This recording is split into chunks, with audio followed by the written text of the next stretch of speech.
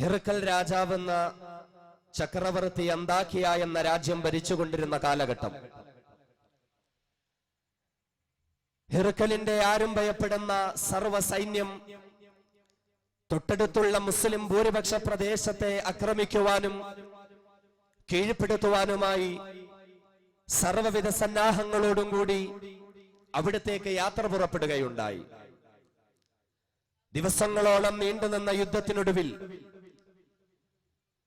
തന്റെ കൊട്ടാരത്തിലേക്ക് മടങ്ങി വന്ന തന്റെ സൈന്യത്തോട് ഹിർക്കൽ എന്ന രാജാവ് ആവശ്യപ്പെടുകയുണ്ടായി, അഖ്ബിറൂനി അൻ ഹൗലാഇ അല്ലദീന യുഖാതിലൂനകും,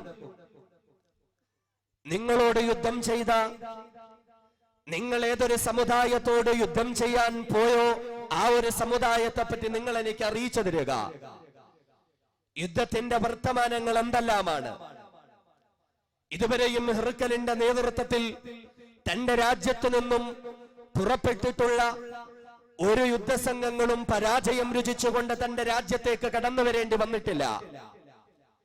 അപ്രകാരം ലോകത്തുള്ള മറ്റെല്ലാ ഭരണകൂടങ്ങളും മറ്റെല്ലാ രാഷ്ട്രങ്ങളും ഭയപ്പെട്ടുകൊണ്ടിരുന്ന അന്താക്യയിലെ രാജാവായിരുന്ന ഹിർക്കൽ തന്റെ സൈന്യത്തോട് ചോദിച്ചു, യുദ്ധത്തിന് പോയ നിങ്ങളുടെ വാർത്തകളും വർത്തമാനങ്ങളും എന്തെല്ലാമാണ്?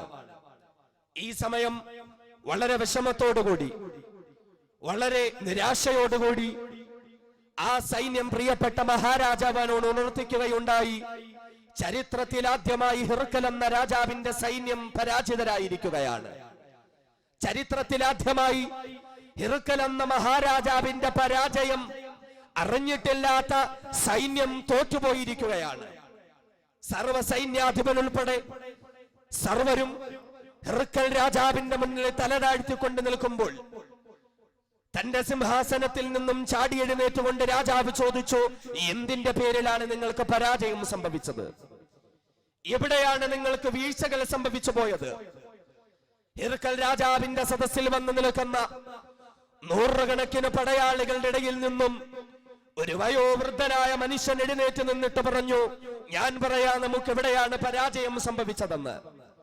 ഞാൻ പറഞ്ഞു തരാം എന്തുകൊണ്ടാണ് മുസ്ലിം സൈന്യം നമ്മളെ തോൽപ്പിക്കുവാനുള്ള പ്രധാന കാരണമെന്ന്.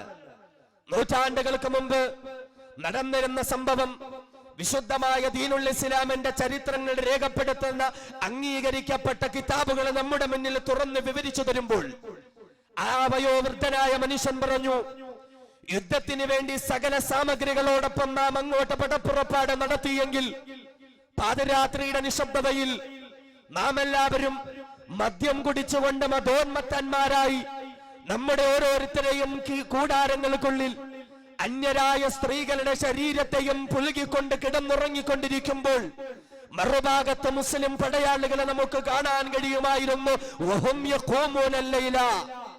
രാത്രിയുടെ നിശബ്ദതയിൽ, നിശയുടെ നിശബ്ദതയിൽ നിദ്രയെ പോലും തഴുകാൻ ഇഷ്ടപ്പെടാതെ അവരുടെ ദൈവമായ അല്ലാഹു റബ്ബുൽ ഇസ്സത്തിന്റെ മുന്നിൽ പരിപൂർണമായും എഴുന്നേറ്റ് നിന്നുകൊണ്ട് ആരാധനാ മുറകൾ അർപ്പിക്കുന്നതായ മുസ്ലിമുകളെ നമുക്ക് കാണാൻ കഴിയുമായിരുന്നു. അവിടെയും തീർന്നിട്ടില്ല.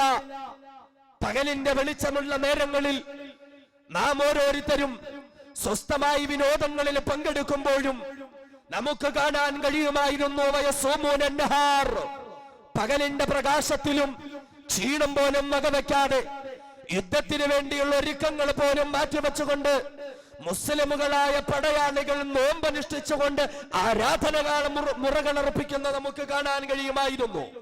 എന്ന് പറഞ്ഞാൽ മുസ്ലിമുകൾ അവരുടെ വേദഗ്രന്ഥമായ വിശുദ്ധ ഖുർആനെ അംഗീകരിച്ചുകൊണ്ട് ജീവിച്ചതിന്റെ പേരിൽ പകലെന്നില്ലാതെ രാത്രിയെന്നില്ലാതെ വിശുദ്ധ ഖുർആൻ ജീവിതത്തിന്റെ ഭാഗമാക്കിയതിന്റെ പേരിൽ ലോകത്തെ അറിയപ്പെട്ടിരുന്ന സാമ്രാജ്യ ശക്തികളെ പോലും മുസ്ലിം ലോകത്തിന് നിഷ്പ്രയാസം നിഷ്പ്രഭരാക്കാൻ കഴിഞ്ഞു എന്ന വാർത്ത, ആ ഒരു ചരിത്രം ഇസ്ലാമിന്റെ കിതാബുകളിൽ നമുക്ക് കാണാൻ കഴിയുമ്പോൾ ഇന്ന് ഈ ഒരു രാത്രിയുടെ നിശബ്ദതയിൽ നാം ഓരോരുത്തരും അതിനെപ്പറ്റി ചർച്ച ചെയ്യുമ്പോൾ വർത്തമാനകാല മുസ്ലിം ലോകത്തിന്റെ വാർത്തകളിലേക്ക് നാം ഒന്ന് തിരിഞ്ഞു നോട്ടം നടത്തേണ്ടതുണ്ട്.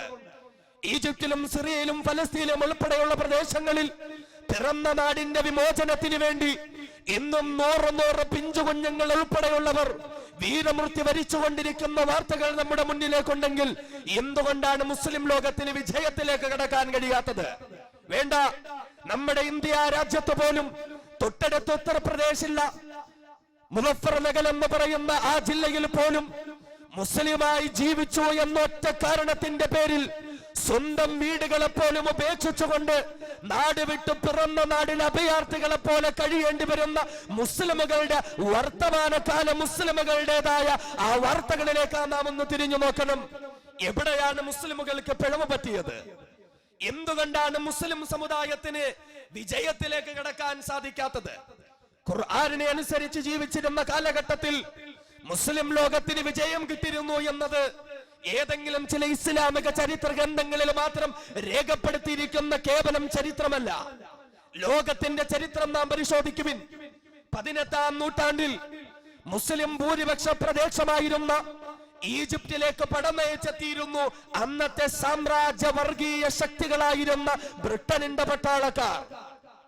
മിസ്റ്റർ ഗ്ലാഡ്സ്റ്റോൺ സന്തോഷത്തോടുകൂടി യാത്രയച്ചിരുന്ന ബ്രിട്ടീഷ് പട്ടാളക്കാർ ഈജിപ്തിന്റെ മരുമണ്ണിലേക്ക് മുസ്ലിം മക്കളെ നിഷ്പ്രയാസം തുടച്ചു നീക്കാമെന്നുള്ള വ്യാമോഹത്തോടുകൂടി ഓടിയെടുക്കുമ്പോൾ ലോകത്തെ മുഴുവനും അത്ഭുതപ്പെടുത്തിക്കൊണ്ട് കാലങ്ങളെ മുഴുവനും അതിശയിപ്പിച്ചുകൊണ്ട് അതാ എന്തുകൊണ്ടും ബ്രിട്ടീഷ് പട്ടാളത്തെക്കാൾ സൈന്യപരമായും സായുധപരമായും സാമ്പത്തികപരമായും ശക്തിപരമായും വളരെ പിന്നിലായിരുന്ന ഈജിപ്ഷ്യൻ മുസ്ലിമുകൾ ബ്രിട്ടീഷ് പട്ടാളത്തെ നിമിഷം നേരം കൊണ്ട് നിഷ്പ്രഭരാക്കിയ കാഴ്ചയാണ് ലോകത്തിന് കാണാൻ കഴിഞ്ഞത്.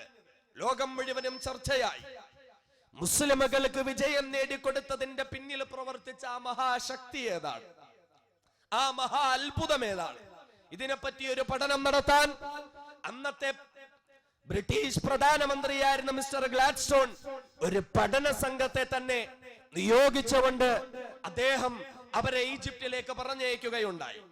ദിവസങ്ങളോളം ഈജിപ്ഷ്യൻ മുസ്ലിമുകൾക്കിടയിൽ പഠനം നടത്തിയ ആ പഠന സംഘം തിരിച്ച് ബ്രിട്ടനിലേക്ക് മടങ്ങി വരികയുണ്ടായി. ലോകം മുഴുവനും കാതോർത്തിരിക്കുന്നു ഈജിപ്ഷ്യൻ മുസ്ലിമുകൾക്ക് വിജയം നേടിക്കൊടുത്ത മഹാത്ഭുതം ഏതെന്നറിയാൻ. ലോകം മുഴുവനും തങ്ങളുടെ ശ്രദ്ധാ കേന്ദ്രമായി കൊണ്ട് ബ്രിട്ടനിലെ അതോ സഭയിലേക്ക് മുഖം തിരിച്ചുകൊണ്ടിരിക്കുമ്പോൾ അതാ ലോകത്തിന് മുന്നിലേക്ക് കടന്നു വന്ന മിസ്റ്റർ ഗ്ലാഡ്സ്റ്റോൺ എന്ന ബ്രിട്ടീഷ് പ്രധാനമന്ത്രി പ്രഖ്യാപിക്കുകയുണ്ടായി, ഈജിപ്തിലേക്ക് പടനയിച്ചു പോയ ബ്രിട്ടീഷ് പട്ടാളം നിസാരരായി നമ്മുടെ നാട്ടിലേക്ക് മടങ്ങി വന്നുവെങ്കിൽ ബ്രിട്ടീഷ് പട്ടാളത്തിന്റെ കയ്യിൽ ഇല്ലാതെയിരുന്ന ഏതെങ്കിലും ആയുധങ്ങൾ കൈവശപ്പെടുത്തിയത് കൊണ്ടല്ല ഈജിപ്ഷ്യൻ മുസ്ലിമുകൾക്ക് വിജയം നേടാൻ കഴിഞ്ഞത്. നമുക്കറിയാതെ പോയ ഏതെങ്കിലും യുദ്ധതന്ത്രങ്ങൾ വശമുള്ളത് കൊണ്ടല്ല ഈജിപ്ഷ്യൻ മുസ്ലിമുകൾക്ക് നമുക്കെതിൽ വിജയം നേടാൻ സാധിച്ചത്. നമുക്ക് സഹായം തരാത്ത ഏതെങ്കിലും അയൽ രാജ്യമായ വൈദേശിക ശക്തികളുടെ സഹായം കിട്ടിയത് കൊണ്ടല്ല ഈജിപ്ഷ്യൻ മുസ്ലിമുകൾക്ക് നമുക്കെതിൽ വിജയം നേടാൻ സാധിച്ചത്. എന്ന് മാത്രമല്ല, ഈജിപ്ഷ്യൻ മുസ്ലിമുകൾക്ക് വിജയം നേടിക്കൊടുത്തതിന്റെ പിന്നിൽ പ്രവർത്തിച്ചത് നാം ഇന്ന് ഈ ലോകത്ത് നോക്കുന്ന ഭൗതികമായ മറ്റൊരു ശക്തികളുമല്ല, മറിച്ച് രണാങ്കണത്തിലേക്ക് ഒരു കൈയിൽ വാണം പിടിച്ചുകൊണ്ട് മുസ്ലിം സമുദായം പടവെട്ടാൻ ഒരുങ്ങുമ്പോൾ ഇടത് കൈ കൊണ്ടവർ നെഞ്ചോട് ചേർത്ത് പിടിച്ചിരുന്നത് അവരെ വിജയത്തിലേക്കും സത്യത്തിലേക്കും സന്മാർഗത്തിലേക്കും നയിച്ചിരുന്ന അവരുടെ വിശുദ്ധ ഖുർആനായിരുന്നു എന്ന് പറഞ്ഞുകൊണ്ട് വിശുദ്ധ ഖുർആന്റെ പ്രതിയെടുത്തുകൊണ്ട് ബ്രിട്ടനിന്റെ അതോ സഭയിൽ നിന്നും ഉയർത്തി കാണിച്ചുകൊണ്ട് 1888 മിസ്റ്റർ ഗ്ലാഡ്സ്റ്റോൺ പ്രഖ്യാപിക്കുകയുണ്ടായി, as long as the Egyptians got this book with them, we will not enjoy peace and quiet in that land. ഇത്രത്തോളം കാലം ഈജിപ്ഷ്യൻ മുസ്ലിമുകളുടെ കൈകളിൽ ഈ വിശുദ്ധ ഖുർആൻ ഇരിക്കുന്നു, അത്രത്തോളം കാലം ലോകത്തൊരു ശക്തിക്കും മുസ്ലിം സമുദായത്തെ പരാജയപ്പെടുത്താൻ കഴിയില്ല. ഒരു കാലത്ത് മുസ്ലിം സമുദായത്തിന്റെ വിജയത്തിന്റെ പിന്നിൽ പ്രവർത്തിച്ചത് അള്ളാഹുവിന്റെ വിശുദ്ധ ഖുർആനായിരുന്നുവെങ്കിൽ അറിയണം, ഇന്ന് ഖുർആനുമായി ബന്ധമില്ലാത്തതിന്റെ പേരിൽ, വിശുദ്ധ ഖുർആൻ പറഞ്ഞതുപോലെ ജീവിതം നയിക്കാത്തതിന്റെ പേരിൽ പരാജയങ്ങളിൽ നിന്നും പരാജയത്തിലേക്ക് ലോക മുസ്ലിം ഉമ്മത്ത് മൂക്കുകുത്തി വീഴുന്ന കാഴ്ചയാണ് നമുക്ക് ഓരോരുത്തർക്കും കാണാനും അനുഭവിക്കാനും കഴിയുന്നത്. അവിടെയാണ് നാം അറിയേണ്ടത് വിശുദ്ധ ഖുർആൻ ഈ ലോകത്തിന് നൽകുന്ന സന്ദേശം എന്താണ്? വിശുദ്ധ ഖുർആൻ ഈ ലോകത്തിന് നൽകുന്ന സന്ദേശം എന്താണ്? ഖുർആൻ എന്ന് പറയുന്നത് കേവലം ഒരു മതവേദ ഗ്രന്ഥം മാത്രമല്ല. ഖുർആൻ എന്ന് പറയുന്നത് മുസ്ലിമുകൾക്ക് മാത്രം അവകാശപ്പെട്ട ഒരു ഗ്രന്ഥവുമല്ല. നമ്മുടെ ഇന്നത്തെ വിഷയത്തിന്റെ പേര് മാനവരാശിക്കൊരു വഴികാട്ടി എന്നുള്ളതാണ്. മാനവരാശിക്കൊരു വഴികാട്ടി എന്നുള്ളതാണ്. അല്ലാഹുവിന്റെ വിശുദ്ധ ഖുർആൻ ഒരിക്കലും മുസ്ലിമുകൾക്ക് മാത്രം അവകാശപ്പെട്ടതല്ലല്ലോ. ഖുർആനിനെ അല്ലാഹു തന്നെ പരിചയപ്പെടുത്തിയത് എങ്ങനെയാണ്? ഹുദൽ ലിന്നാസ്.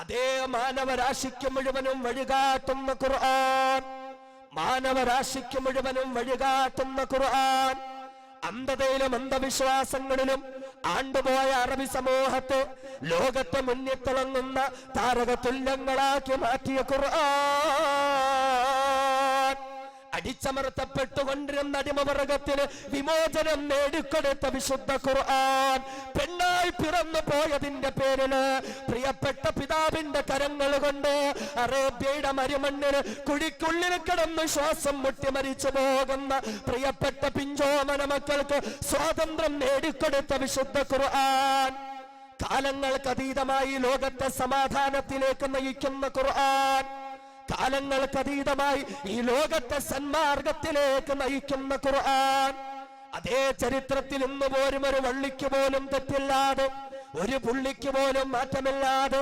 അല്ലാഹുവിന്റെ വിശുദ്ധ ഖുർആൻ ഈ ലോകത്തിന്റെ മുന്നിൽ തലയുയർത്തി നിൽക്കുമ്പോൾ എന്റെ സഹോദരങ്ങളെ, ഞാനും നിങ്ങളും അറിയണം, അതേ ലോകത്തിപ്രകാരം ഒരു ഗ്രന്ഥത്തെ നമുക്ക് കാട്ടിത്തരാൻ പറ്റുമോ? ഒരു വള്ളിക്ക് പോലും മാറ്റമില്ലാതെ, ഒരു പുള്ളിക്ക് പോലും മാറ്റമില്ലാതെ, ആശയങ്ങൾക്ക് മാറ്റമില്ലാതെ, ആദർശങ്ങൾക്ക് മാറ്റമില്ലാതെ, 114 പുറവും ഈ ലോകത്തിന്റെ മുന്നിൽ ഒരു മഹാത്ഭുതമായി തിളങ്ങി നിൽക്കുന്ന ഖുർആൻ, മഹാത്ഭുതമായി തിളങ്ങി നിൽക്കുന്ന ഖുർആൻ എന്തിന്റെ പേരിൽ മാത്രമാണ്? ഇന്നാ നഹ്നു നസ്സൽന ദിക്റ വ ഇന്നാ ലഹു ലഹാഫിളൂൻ.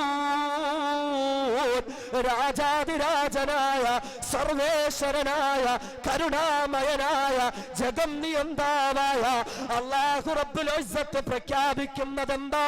ഇന്നാ നഹ്നു നസ്സൽന ദിക്റ വ ഇന്നാ ലഹു ലഹാഫിളൂൻ. ഞാനാണ് ഈ വിശുദ്ധ ഖുർആൻ ഇറക്കിയതെങ്കിൽ, ഞാനാണ് ഈ വിശുദ്ധ ഖുർആൻ ഈ ലോകത്തേക്ക് അവതരിപ്പിച്ചതെങ്കിൽ, ആരൊക്കെ ചുട്ടരിക്കാൻ ശ്രമിച്ചാലും, ആരൊക്കെ വർഗീയവൽക്കരിക്കാൻ ശ്രമിച്ചാലും, ആരൊക്കെ മുറിച്ചു മാറ്റാൻ ശ്രമിച്ചാലും, ആരൊക്കെ ചവറ്റുകുട്ടയിലേക്ക് വലിച്ചെറിയാൻ ശ്രമിച്ചാലും, ഇന്നാ ലഹു ലഹാഫിളൂൻ, ഇന്നാ ലഹു ലഹാഫിളൂൻ, ഇന്നാ ലഹു ലഹാഫിളൂൻ. ഞാൻ തന്നെയാ ഖുർആനിനെ സംരക്ഷിക്കുന്നതാണ്. സഹോദരങ്ങളെ, നമുക്കറിയാമല്ലോ, അമേരിക്കൻ രാജ്യങ്ങളിൽ ഏതോ ജീവിച്ചു കൊണ്ടിരിക്കുന്ന ഏതോ ഒരു ഫാസ്റ്ററുടെ നാവിൽ നിന്നും ഈ ഖുർആനിനെ കരിക്കാൻ പോകുന്നു എന്ന പ്രഖ്യാപനമുണ്ടാകുമ്പോൾ, എന്ന് മാത്രമല്ല ജയ്പൂരിന്റെയും നാഗ്പൂരിന്റെയും ഒരു പിടി മണ്ണെടുത്ത് നെഞ്ചോട് ചേർത്ത് പിടിച്ച് മറുകൈ ശൂന്യതയിലേക്ക് നീട്ടിപ്പിടിച്ചിട്ട് ഈ രാജ്യത്ത് നിന്നും ഖുർആനിനെ ഞങ്ങൾ ഇല്ലായ്മ ചെയ്യുമെന്ന് പറയുമ്പോൾ, ഈ രാജ്യത്ത് നിന്നും ഖുർആനിനെ ഞങ്ങൾ നശിപ്പിച്ചു കളയുമെന്ന് പറയുമ്പോൾ, അല്ലാഹു റബ്ബുൽ ഇസ്സത്ത് ഈ ലോകത്തെ പഠിപ്പിക്കുന്നത് എന്താണ്? ഈ ഖുർആൻ എന്ന് പറഞ്ഞാൽ എന്താ? ഖുർആനിനെ നിങ്ങൾ എങ്ങനെയാണ് മനസ്സിലാക്കിയത്? ഫലാ ഉഖ്സിമു ബിമാ തുബ്സിറൂൻ വമാ ലാ തുബ്സിറൂൻ ഇന്നഹു ലഖൗലു റസൂലിൻ കരീം. അല്ലാഹു റബ്ബുൽ ഇസ്സത്ത് പരിചയപ്പെടുത്തിയതാണ്, ഏ മനുഷ്യ മക്കളെ, നിങ്ങൾ കണ്ടതും കാണാത്തതുമായ സർവ്വ വസ്തുക്കളെയും മുൻനിർത്തിക്കൊണ്ട് അല്ലാഹു റബ്ബുൽ ഇസ്സത്ത് പ്രഖ്യാപിക്കുകയാണ്, തൻസീലും മിർ റബ്ബിൽ ആലമീൻ. ഈ വിശുദ്ധ ഖുർആൻ എന്ന് പറയുന്നത് അത് രാജാതിരാജനായ അല്ലാഹുവിന്റെ വചനങ്ങളാണ്. ഈ വിശുദ്ധ ഖുർആൻ എന്ന് പറയുന്നത് വമാ ഹുവ ബിഖൗലി ശായിർ ഖലീലൻ മാ തുഅ്മിനൂൻ. വമാ ബിഖൗലി കാഹിൻ ഖലീലൻ മാ തദക്കറൂൻ. അതേതൊരു കവിയുടെ വാക്കുകളല്ല, ഇതൊരു മരണക്കാരന്റെ വാക്കുകളല്ല, ഒരിക്കലും ലോകത്തൊരു മനുഷ്യൻ എഴുതിയുണ്ടാക്കിയതല്ല. പിന്നെയോ തൻസീലും മിർ റബ്ബിൽ ആലമീൻ, രാജാധിരാജനായ പടച്ചവന്റെ വാക്കുകളാണ്, അല്ലാഹുവിന്റെ സംസാരമാണ്. അല്ലാഹു റബ്ബുൽ ഇസ്സത്ത് അവനിൽ നിന്നും ഈ ലോകത്തേക്ക്, ഈ ഭൂമിയിൽ സമാധാനം ഉണ്ടാക്കുവാൻ, ഈ ഭൂമിയെ സത്യത്തിലേക്ക് നയിക്കാൻ സകല കോടി മനുഷ്യ മക്കൾക്കും സകല കാലങ്ങളിലും വിജയത്തിന്റെ സൽപാന്താവിലേക്കുള്ള മാർഗം കാണിച്ചു കൊടുക്കാൻ അല്ലാഹു ഈ ഖുർആനിനെ ഇറക്കിയിട്ടുണ്ടെങ്കിൽ, ഏതോ ചില വർഗീയവാദികൾ ഖുർആനിനെ കരിക്കാൻ ശ്രമിക്കുന്നെങ്കിൽ, ഏതോ ചില വിവരമില്ലാത്തവര് ഖുർആനിനെ മുറിച്ചു മാറ്റാൻ ശ്രമിക്കുന്നെങ്കിൽ, അല്ലാഹുവിന്റെ ശക്തമായ താക്കീതാണ് വലൗ തഖവ്വല അലൈനാ ബഅദൽ അഖാവീൽ ലഅഖൽനാ മിൻഹു ബിൽ യമീൻ ثم لقطعنا منه الوتين. അതേ ലോകത്തോട് പടച്ചവൻ പ്രഖ്യാപിക്കുകയാണ് വലൗ തഖവ്വല അലൈനാ ബഅദൽ അഖാവീൽ, ലോകത്തെ മുഴുവനും സമാധാനത്തിലേക്ക് കൊണ്ടുപോകാൻ, മനുഷ്യ സമൂഹത്തെ മുഴുവനും സന്തോഷത്തിലേക്ക് കൊണ്ടുപോകാൻ, വഴിപിടച്ചുകൊണ്ടിരിക്കുന്ന മനുഷ്യ മക്കളെ സന്മാർഗത്തിലേക്ക് കൊണ്ടുപോകാൻ, നരകത്തിലേക്ക് പോകേണ്ട മനുഷ്യരെ സ്വർഗത്തിലേക്ക് കൊണ്ടുപോകാൻ ഞാനൊരു ഖുർആനിന് മുസ്ലിമനെന്നില്ലാതെ, ഹൈന്ദവനെന്നില്ലാതെ, ക്രൈസ്തവനെന്നില്ലാതെ, വർഗീയവാദി എന്നില്ലാതെ, നിരീശ്വരവാദി എന്നില്ലാതെ ലോകത്തുള്ള സർവ്വ മനുഷ്യർക്ക് വേണ്ടി ഇറക്കി കൊടുത്തെങ്കിൽ ഒരാളെങ്കിലും ആ ഖുർആനിൽ ഒരു വാക്കെങ്ങാനും ഒന്നെഴുതി ചേർത്താൽ, ഒരു പുള്ളിയെങ്ങാനും ഒന്നെഴുതി ചേർത്താൽ ലഅഖൽനാ മിൻഹു ബിൽ യമീൻ, വലത് കൈ കൊണ്ട് ഞാൻ അവനെ പിടികൂടുന്നതാണ്. സുമ്മ ലഖതഅനാ മിൻഹുൽ വതീൻ, എന്റെ ഇടത് കൈയുടെ പരമാധികാരം ഉപയോഗിച്ച് അവനെ ഞാൻ മുറിച്ച് കളയുമെന്ന് ഖുർആൻ. ലോകത്തൊരു മനുഷ്യർക്കും മാറ്റം വരുത്തി തീർക്കാൻ കഴിയാത്ത ഖുർആൻ. കാരണം അല്ലാഹു പറയുന്നു ഇന്നാ നഹ്നു നസ്സൽനാ ദിക്ർ വ ഇന്നാ ലഹു ലഹാഫിളൂൻ. ഖുർആൻ ഇറക്കിയത് ഞാനാ എങ്കിൽ ഞാൻ തന്നെ അതിനെ സൂക്ഷിക്കും. ഒരാൾക്കും ഒരു വള്ളിക്കോ പുള്ളിക്കോ മാറ്റം വരുത്താൻ കഴിയില്ല. കാരണം മാനവരാശിക്ക് മുഴുവനും വഴികാട്ടി